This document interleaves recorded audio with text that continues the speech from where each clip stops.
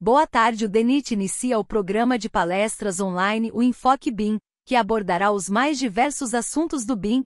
É um evento mensal, que trará um pouco mais de conhecimento da aplicação BIM em infraestrutura e das evoluções da implementação da metodologia na autarquia. A intenção é observar os desafios e soluções, levando um ponto de vista realista de como o nosso corpo técnico tem lidado com todas as dificuldades que são inerentes ao processo de implantação de uma nova metodologia. Hoje trazemos Isabela Smith, que compartilhará conosco seu conhecimento a respeito do tema Introdução à Contratação das Obras Públicas em BIM. Tenham todos uma boa palestra. Olá, pessoal. Espero que vocês estejam bem. O meu nome é Isabela, eu sou advogada e hoje eu vou compartilhar desse momento aqui no Enfoque BIM com vocês. Inicialmente, eu queria agradecer ao Lucas pelo convite e à Gabriela por ter viabilizado esse momento. E por que a Isabela, advogada, está aqui no Enfoque BIM? Porque hoje a gente vai tratar de introdução à contratação de obras, mas antes disso, vou falar um pouquinho da minha história, para vocês me conhecerem. Meu nome é Isabela, tenho 33 anos, sou advogada aqui em Belo Horizonte, tenho 10 anos de formada, sou mãe, dona do meu próprio escritório, que advoga tanto para o setor público quanto privado. A maior parte da minha carreira, na verdade, eu atuei com o setor privado, na estruturação de negócios jurídicos, na parte do direito consultivo, estruturação de empresas diversas, já trabalhei com vários portes de empresa, vários negócios. E o meu interesse não se esgota na advocacia. Eu gosto muito de marketing e vendas também, e me encantei pelo BIM no início desse ano. E por que veio esse encantamento? Pelas possibilidades que o BIM traz em termos de gestão, foi algo que eu vi lá de trás. Pela parte técnica também, de software, de modelos, que eu acho muito interessante, apesar de eu não ter essa formação técnica, e também pelo seguinte motivo, porque eu acredito que é onde o direito pode ser uma grande ferramenta de gestão e de estruturação da tomada de decisão. Foi algo que eu sempre gostei desde que eu me formei. É um pouco difícil executar quando temos clientes em empresas, né? Alguns clientes aceitam esse modus operandi, outros têm aquela velha ideia de que advogado serve para resolver problemas. Mas o trabalho colaborativo do BIM propicia o desenvolvimento desse tipo de projeto. Bom, então vamos lá.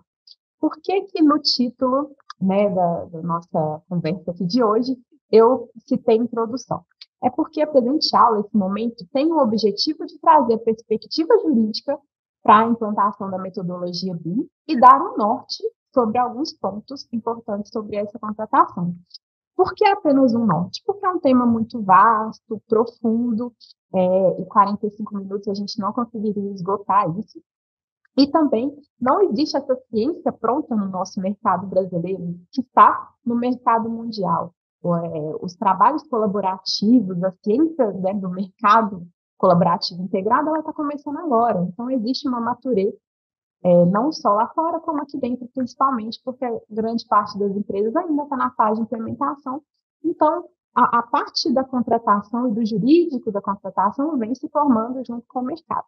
Então, hoje aqui, plantaremos boas sementes, mas é uma conversa que tem que seguir e ela tem que acontecer outras vezes. Eu quis trazer para vocês o conceito de BIM no decreto, porque ele tem alguns pontos interessantes. De acordo com o decreto 10.306, Building Information Modeling, É o conjunto de tecnologias e processos integrados que permite a criação, a utilização e a atualização de modelos digitais de uma construção, de modo colaborativo que sirva a todos os participantes do empreendimento em qualquer etapa do ciclo de vida da construção. A definição traz para a gente aqui. Eu entendo que ela capta bem a essência do BIM e os objetivos. A partir do momento que você consegue, né, reunir os dados e os objetivos, isso está alinhado, isso é do conhecimento de todos, é de uma potência muito grande, traz um valor muito grande, né? Processos integrados mais trabalho colaborativo significa o alcance dos objetivos do empreendimento, aqueles objetivos lá atrás idealizados.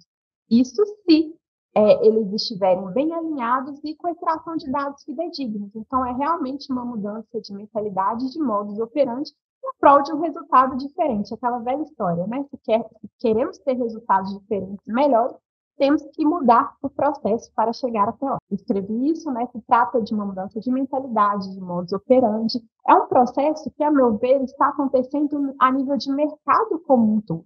Nós vamos trabalhar diferente a partir de agora, né? Já estamos trabalhando e isso vai se perpetuar de uma maneira mais integrada, mais colaborativa, com a especialidade, sim, com a técnica apurada para cada setor, sim, mas também com aquele olhar do macro e do coletivo.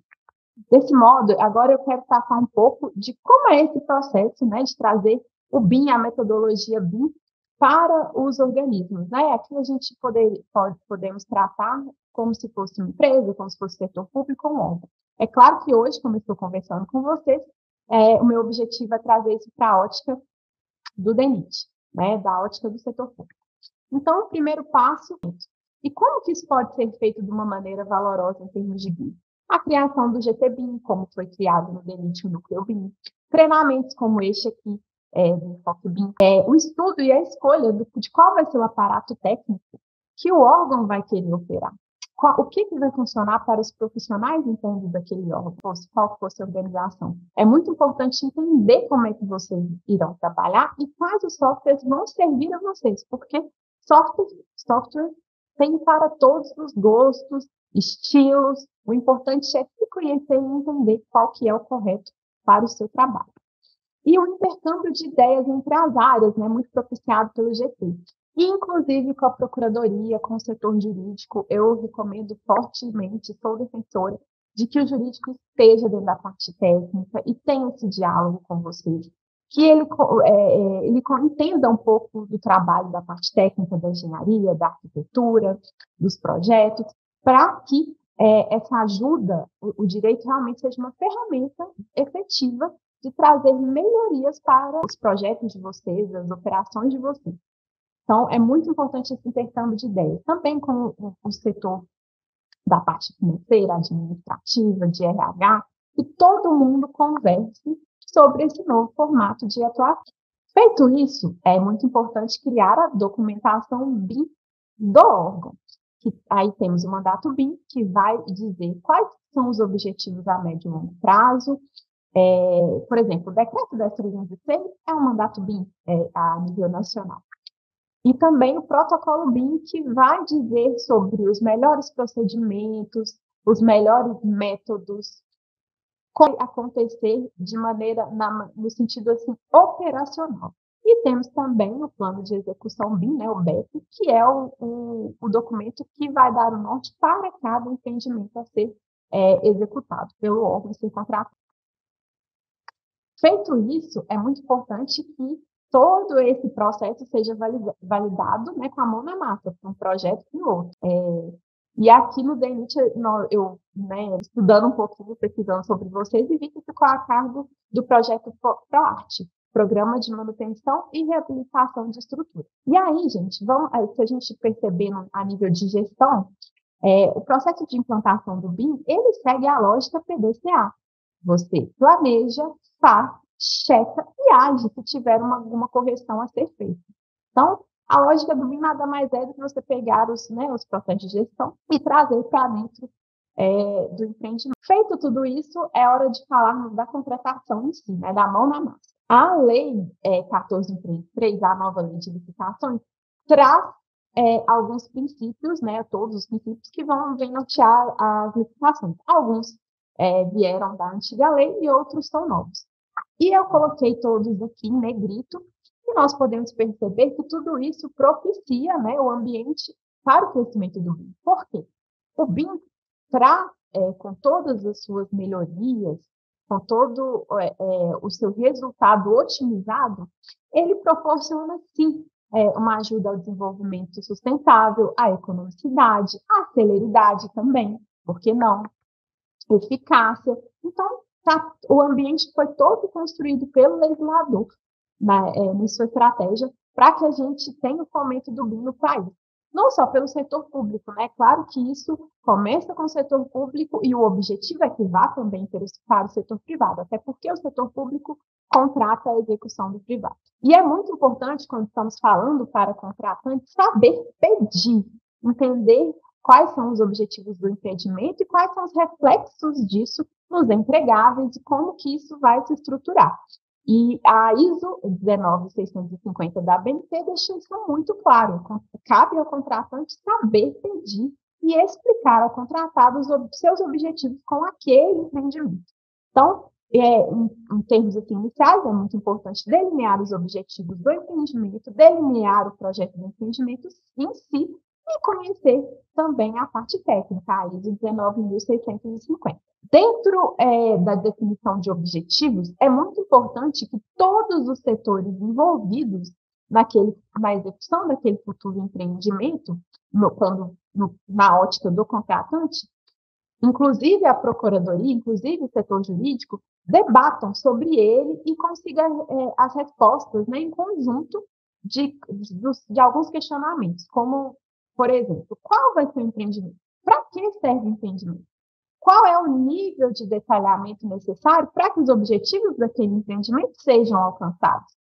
É necessária a maior complexidade em algum ponto, em algum tipo de projeto? Em contrapartida, a complexidade pode ser menor, os dados não precisam ser tão aprofundados? Qual é a empresa ideal? Qual é a contratada ideal para executar esse tipo de empreendimento? Feito isso, é muito importante para a gente passar para a fase de documentação. Então, após a definição de objetivos, é interessante criar o pré-BEP do empreendimento. E por que aqui eu digo pré-BEP? Porque é uma documentação técnica do contratante, do DENIT, do órgão público. Posteriormente, quando houver a licitação e a empresa ganhadora entrar em contato, né, com o DENIT e as tratativas forem feitas, muito provavelmente esse pré-BEP vai sofrer algumas alterações e teremos o BEP final do empreendimento. Mas, nesse pré-BEP deve conter todas as indicações específicas que o contratante já tenha sobre os seus objetivos ante aquele empreendimento, nível de detalhamento e tudo mais. E, claro, esse documento deve ter a chancela, eu vou defender essa bandeira aqui a todo momento, também deve ter a chancela jurídica, sobre a ótica que o documento reflete, de fato, todas as definições do contratante em relação àquele empreendimento especificamente. Um documento bem interessante também para poder guiar essa contratação é a matriz de risco. Para o empreendimento na construção civil atenda aos seus objetivos, é necessário metrificar, né, criar métricas sobre o risco que aquele empreendimento envolve, para que, então, possa ser feita a gestão de risco do que é mais... Qual a probabilidade maior de dar problema, qual que é a probabilidade melhor. Inclusive, isso aumenta o valor final do produto quando você faz esse mapeamento e se guia por ele. A matriz de risco é mais um instrumento de gestão que ajuda muito nesse momento. Inclusive, se você for tratar aí do que é ideal, ela deve tratar, inclusive, das outras fases de vida do empreendimento, não somente a execução, mas também a operação e manutenção.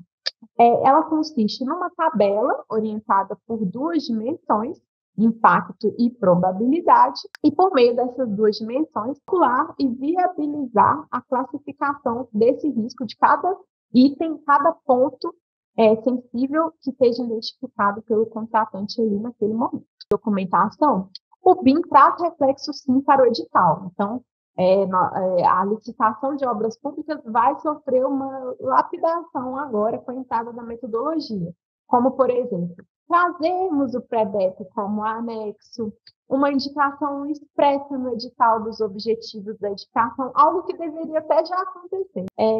Estamos aprofundando nesse saber pedir agora. Então, uma indicação expressa dos objetivos no edital, indicação do nível de complexidade da modelagem, desejáveis ao contratante, o que ele espera receber de dados ali durante a execução da obra e no modelo final de entrega, indicação das especificações técnicas que eventualmente já tenham sido definidas, o envio pelas participantes da análise do risco que elas enxergam e minimização dos efeitos adversos que elas enxergam para aquele empreendimento, né, junto com a documentação para aplicação na licitação, alguma tratativa sobre como vai ser a propriedade dos modelos finais. O contratante vai receber o modelo editável, é muito importante que seja editável. Até onde que essa edição pode acontecer? E durante o processo, como que vai se dar isso? Como vai ser a fronteira? Quem vai poder editar o quê? Em qual momento? Quem vai ter acesso a quais dados? Dentro ali do ambiente comum de dados.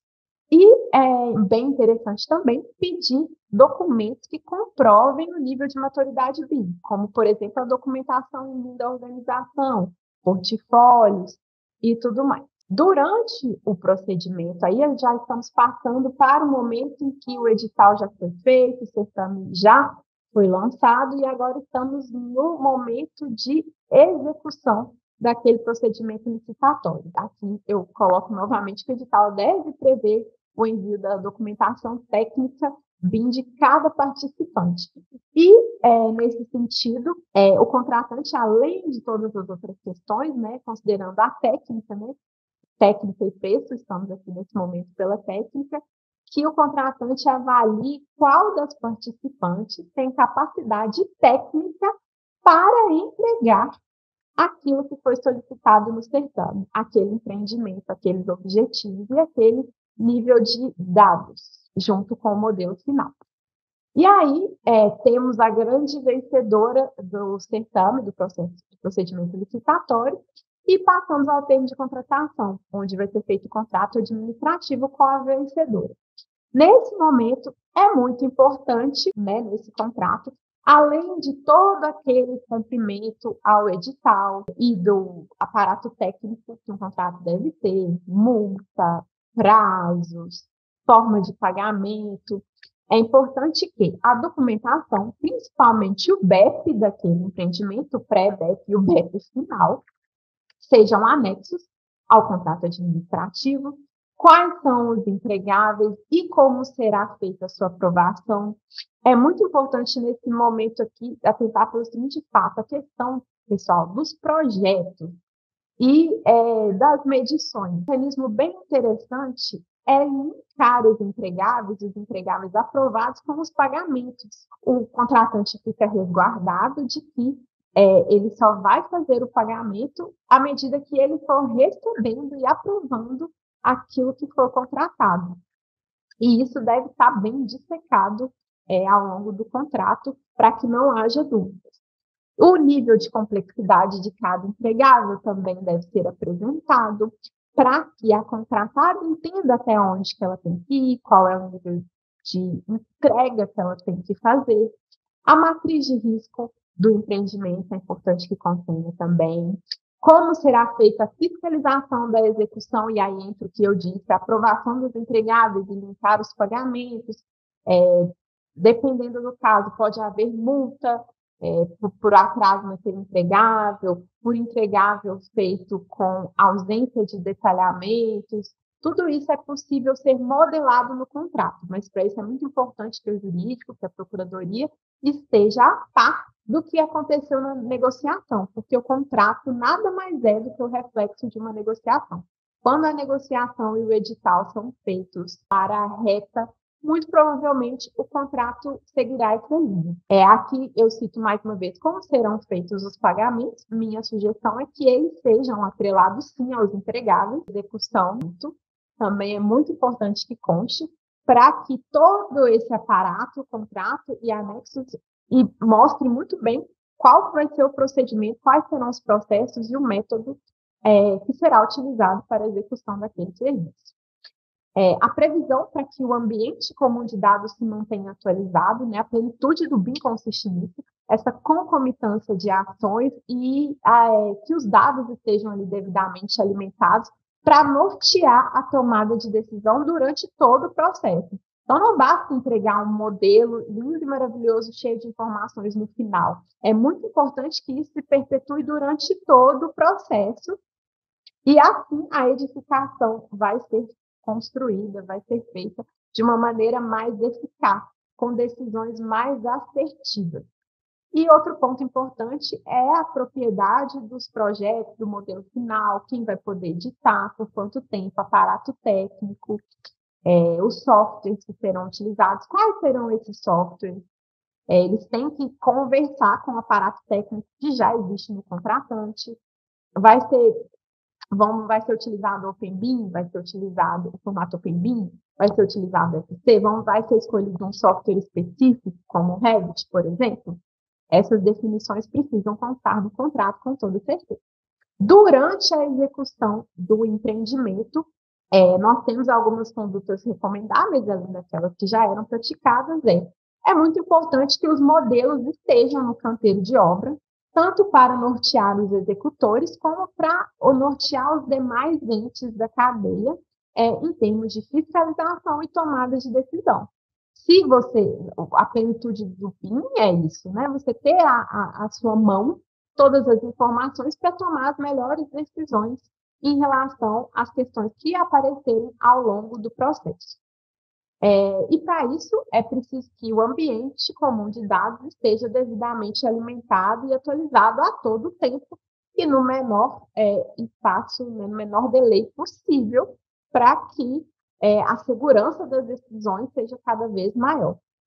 E, como eu disse mais uma vez, a questão dos pagamentos, que isso esteja bem definido, e, se possível, atrelar os pagamentos aos entregáveis, maior segurança virá para o contratante, com toda certeza. No momento em que o empreendimento foi finalizado e vai ser feita a entrega, pontos importantes que são recomendáveis é que essa entrega seja analisada pela ótica de todos os setores, o setor de orçamento, RH e também o jurídico, para dizer o que foi contratado, o que está no papel, é o que está, o que aconteceu na realidade? Existe essa conformidade? É muito importante que na entrega da obra seja feita essa confrontação entre os setores e dos setores com a documentação. E que seja entregue ao modelo final para o contratante, contendo todas as informações solicitadas no edital, todos os objetivos, as informações necessárias para que os objetivos daquela edificação sejam cumpridos. E editável, se possível, porque que adianta você ter um modelo em BIM se você não consegue modular ele numa eventual intervenção futura. Então, é importante que ele seja também editável. E, por fim, eu queria trazer aqui, já encerrando o nosso momentinho aqui, trazer uma provocação sobre o futuro. Que o BIM, os dados que o BIM vai poder trazer e a sua utilização serve também a um objetivo maior quando olhamos no macro, né? Porque se você for pensar, o BIM mais o GIS, que é o Geographic Information System, é igual a CIM, City Information Modeling, ou seja, cidades inteligentes. Vamos ser capazes de trazer isso para o macro. E o que é uma cidade inteligente? É uma cidade eficiente, conectada e sustentável. E os pilares das cidades inteligentes são social, gestão, tecnologia e sustentabilidade.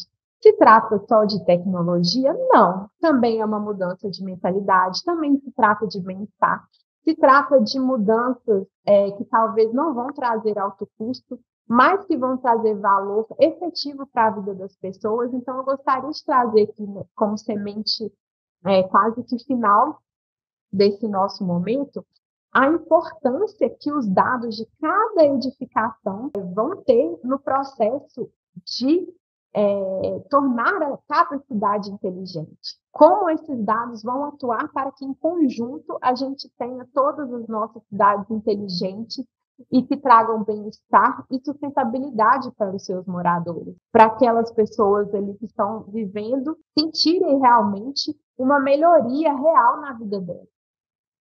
Como é bom viver em um local onde os espaços públicos são frequentados pelas pessoas. E todo esse conjunto aí de informação norteia essa tomada de decisão, causando esse bem-estar e também a sustentabilidade. O futuro é esse, não tem para onde correr. Então, eu espero que todo mundo, todos os operadores aí do BIM, enquanto estiverem fazendo isso, que seja em uma única edificação, tenham esse norte. Que esse pedacinho da cidade vai servir para uma tomada de decisão no macro no futuro, por que não? E nesse sentido, eu vou aproveitar esse momento para divulgar um projeto bem interessante, do qual eu sou coordenadora jurídica, que é o projeto Cidades Tecnológicas. E, nesse momento, está correndo uma pesquisa a nível nacional, com todos os municípios, quantos mais participarem, melhor, para sabermos a maturidade BIM em cada um deles. Então, se vocês puderem divulgar, falar aí no município de vocês para que as secretarias, a prefeitura possam participar, é um projeto muito, muito legal, que tem um objetivo de nortear, né, os programas que vão ser feitos de fomento do BIM a partir do ano que vem. Temos o apoio da ABDI, do FNDE, do SEBRAE, do BIM Fórum Brasil. Então, é isso, participem.